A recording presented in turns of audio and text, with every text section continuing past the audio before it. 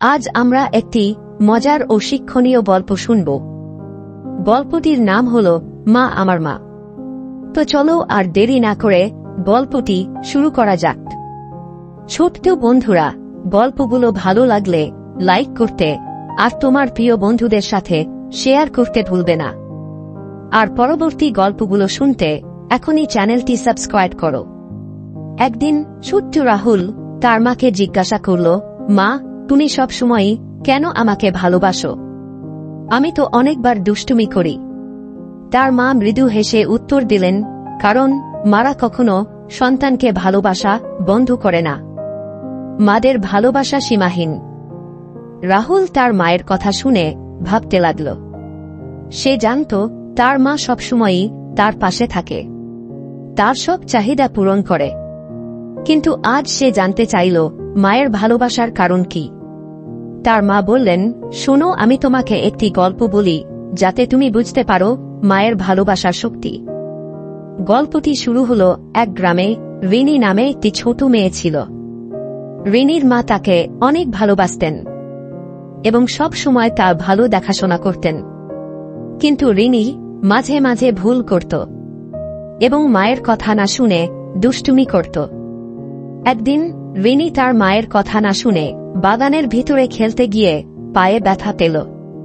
তখন সে খুব কাঁদতে লাগল। তার মা তৎক্ষণাৎ এসে তাকে কোলে তুলে নিলেন এবং বললেন, আমি বলেছিলাম বাইরে খেলবে না, কিন্তু কোনো সমস্যা নেই, আমি আছি, তোমার সব কষ্ট দূর হবে। রিনি তার মায়ের বুকে মুখ রেখে ভাবল, আমার মা কত ভালো। আমি যদি কোনো ভুল করি তাহলেও মা আমাকে ত্যাগ করেন না। গল্পের এই অংশ শুনে রাহুল তার মাকে জিজ্ঞাসা করল, তাহলে মা, তুমি কি সব সময় আমাকে ক্ষমা করবে? তার মা বললেন, হ্যাঁ, কারণ আমি তোমাকে ভালোবাসি। কিন্তু মনে রেখো, তুমি যখন আমার কথা শুনবে না তখন আমি চিন্তিত হয়ে পড়ি। আমার দায়িত্ব হল তোমার নিরাপত্তা নিশ্চিত করা, ঠিক যেমন রিনির মায়ের ছিল। রাহুল বলল, মা, আমি চেষ্টা করব সব সময় তোমার কথা শুনতে এবং দুষ্টুমি কম করতে। তার মা তাকে আলিঙ্গন করে বললেন, আমার ছোট্ট ছেলে, তুমি যতই বড় হও, আমি তোমাকে সঠিক পথ দেখানোর জন্য সব সময় তোমার পাশে থাকব। এইভাবে রাহুল তার মায়ের ভালোবাসার প্রকৃত অর্থ বুঝতে পারল।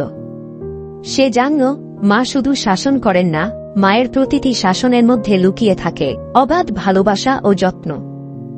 গল্পটির শিক্ষণীয় দিক হল, মাদের ভালোবাসা কখনো শর্তসাপেক্ষ নয়। তারা সবসময়ই সন্তানদের ভালো মন্দে পাশে থাকেন। আর সন্তানদের উচিত মাদের ভালোবাসা ও শাসনকে সম্মান করা এবং তাদের কথা শোনা, কারণ মারাই আমাদের জীবনের প্রথম শিক্ষক। মায়ের ভালোবাসা সীমাহীন ও নিঃস্বার্থ। আমরা যতই ভুল করি, মা সব সময় আমাদের পাশে থাকেন। তাই মায়ের ভালোবাসার মূল্য বুঝতে হবে এবং তার কথা মেনে চলতে হবে। ছোট্ট বন্ধুরা, গল্পগুলো ভালো লাগলে লাইক করতে আর তোমার প্রিয় বন্ধুদের সাথে শেয়ার করতে ভুলবে না। আর পরবর্তী গল্পগুলো শুনতে এখনই চ্যানেলটি সাবস্ক্রাইব করো।